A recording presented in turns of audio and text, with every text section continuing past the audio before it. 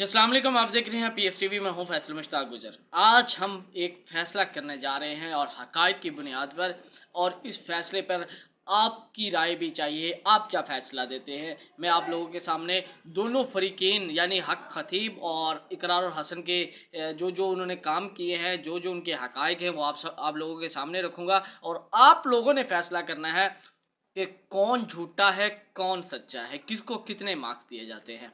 अच्छा, तो सबसे पहले बात करते हैं कि लेटेस्ट वीडियो के बारे में। इकरारुल हसन ने जो है हक़ ख़तीब की जो जायदादें सामने लेके आए हैं, 11 अरब रुपए की जो जायदादें हैं, वो हक़ ख़तीब की इकरारुल हसन सामने लेके आया है, जिसमें ये तक बताया गया है कि किस बंदे से ट्रांसफ़र किए गए हैं, और पूरे के पूरे डॉक्यूमेंट्स इकरारुल हसन ने शेयर किए हैं अपनी वीडियो में।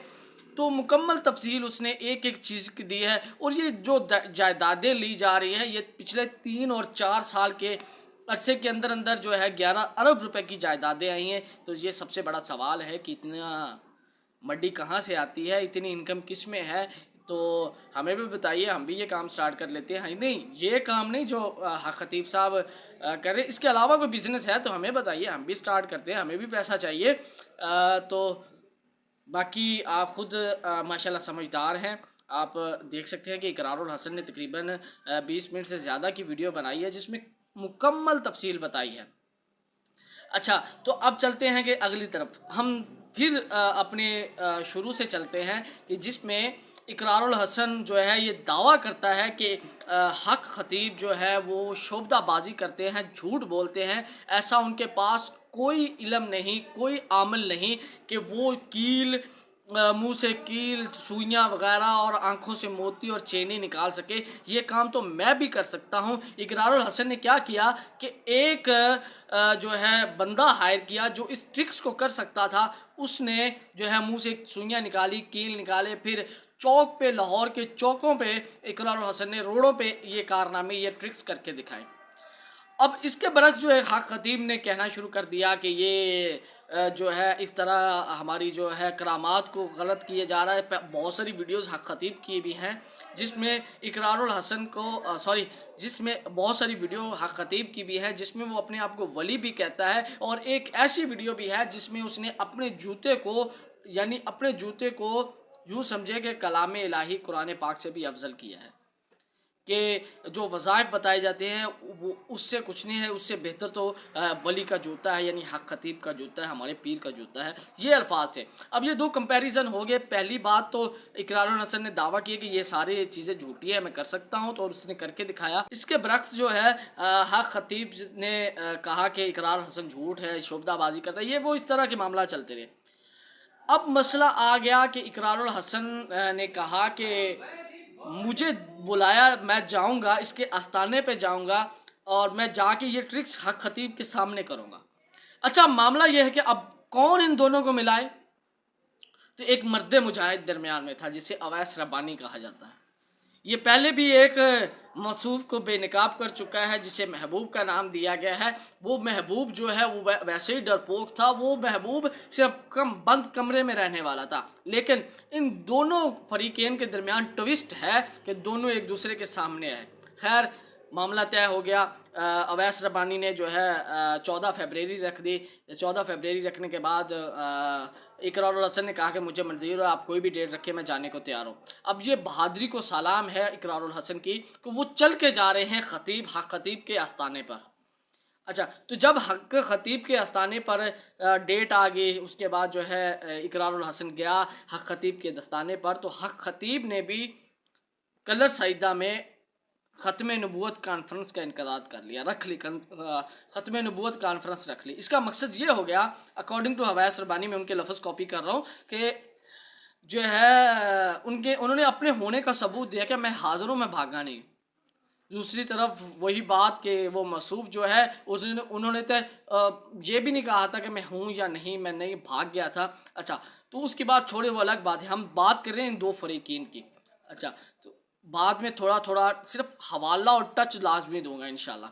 अच्छा, तो ये बात होगी। अब हक़ ख़तीब जो है उन्होंने अपने होने का सबूत दिया कि मैं यहाँ पे हूँ। अब वो वही बात मैं कहना चाह रहा हूँ कि अवैस रब्बानी ने कहा था कि अगर ये ख़त्म नबूवत कॉन्फ्रेंस ना रखी जाती तो हमें पता भी नहीं चलना था वो कलर सईदा में है, बिलावड़ा में है या कोई और है, कहीं पाकिस्तान से बाहर तो नहीं है।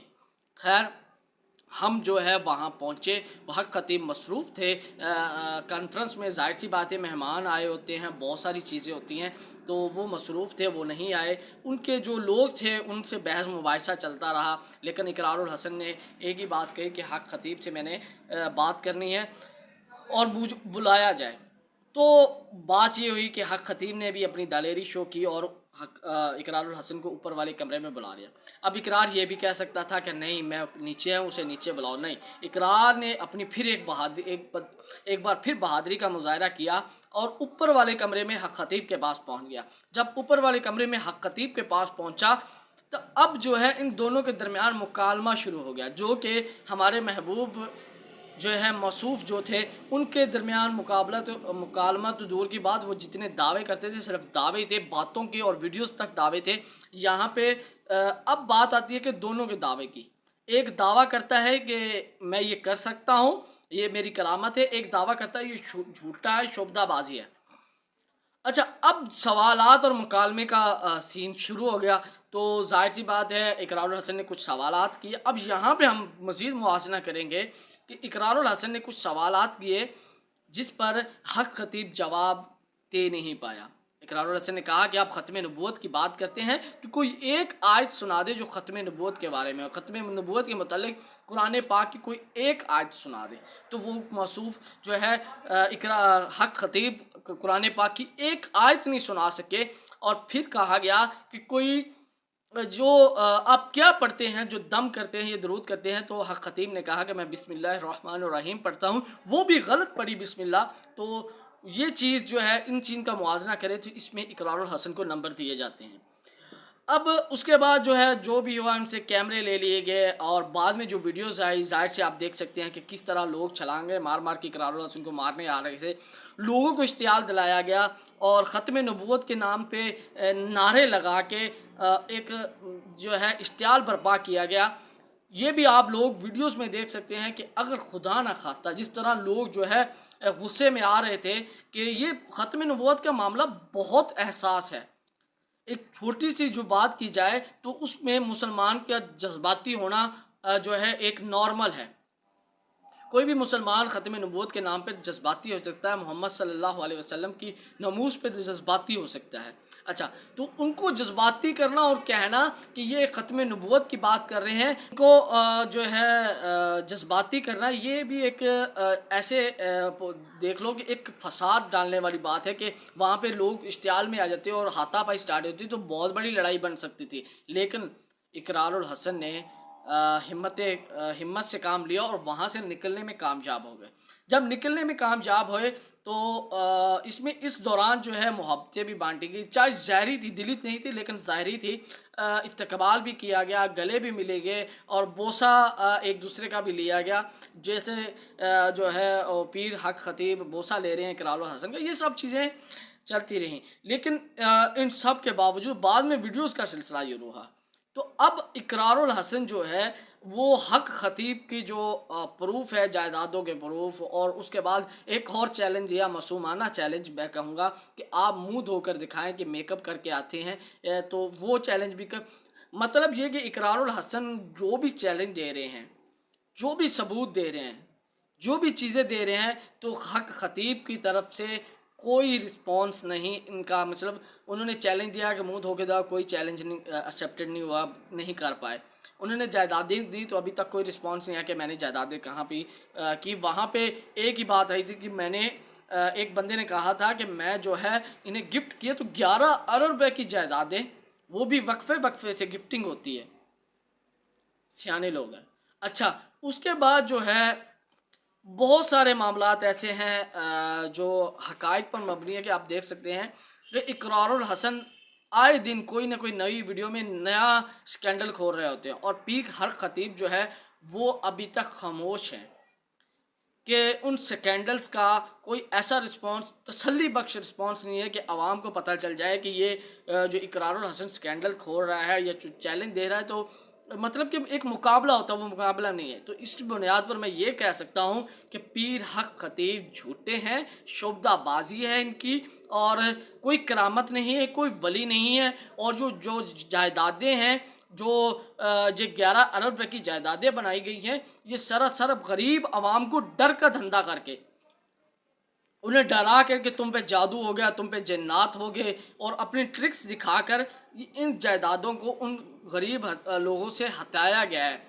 कोई मेहनत मजदूरी वाला आता है तो उससे 200-400 रुपये अगर खुद नहीं लेते तो बाहर देगों के नाम पे, जो है तस्वीरें बेचने के नाम पे ये हत्या लिए जाते हैं।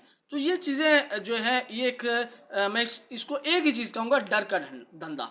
लोगों को डराया जाता है कि जिन्नात आ गए, जादू हो गया, ये हो गया, वो हो गया। ये लोगों के अंदर डर पैदा करके उनसे पैसे हटाए जाते हैं। तो जाहिर सी बात है, जब लोग डरते हैं और जो है मासूम लोग होते हैं, आम लोग होते हैं, उन्हें पता भी नहीं होता कि ये ट्रिक्स कैसे इस्तेमाल होती हैं। हम भी बचपन में कहते थे कि जादूगर जो है रुमाल से कबूतर निकाल रहा है, वाकई इसके पास कुछ जिन्नात है। ये नहीं पता कि ये ट्रिक्स होती हैं। किताब के औराक खोलता है तो कलर चेंज हो जाते हैं। वो स्टिक जो है बटन वाली होती है, अब हमें पता चला कि वो बटन वाली स्टिक बड़ी भी हो जाती है, छोटी भी हो जाती है। तो वो ऐसे करता था, उसे बड़ी कर देता। ये सब चीज़ें जो है हमें बचपन में लगता था ट्रिक है, लेकिन बचपन में लगता था कि सॉरी वाकई ही जादू है, लेकिन अब पता है कि ये ट्रिक्स इस्तेमाल किए जाते हैं। तो सेम इसी तरह इकरारुल हसन ने इनके ट्रिक्स का पर्दाफाश किया है और लोगों को बताया है। अब जो है सोशल मीडिया पर हक खतीब की तरफ से उनके पुराने काम, उनके जो ट्रिक्स इस्तेमाल किए गए थे और एड्स चलाई जा रही हैं ताकि जो है ये कारोबार बंद ना हो सके, इसकी मार्केटिंग कम ना हो सके, तो ये सब चीज़ें चलाई जा रही हैं। अब फैसला आप लोगों के हाथ में। मुझे पता है मेरी कमेंट्स में मुझे बहुत सारी गालियां पड़ती हैं। ऐसे लोग भी हैं जिन्होंने एनालाइज नहीं करना होता, बल्कि अंधा इत्मीनान किया होता है, और उसे जो है उनके अकल बंद कर दिए गए हैं। इसलिए कहते हैं ना, ये गूंगे हैं, बहरे हैं, इन्हें कुछ समझ नहीं है। ये कुरान पाक की आयत का मफहूम है। इन लोगों के लिए कहा गया कि इन्हें अकल ही नहीं है,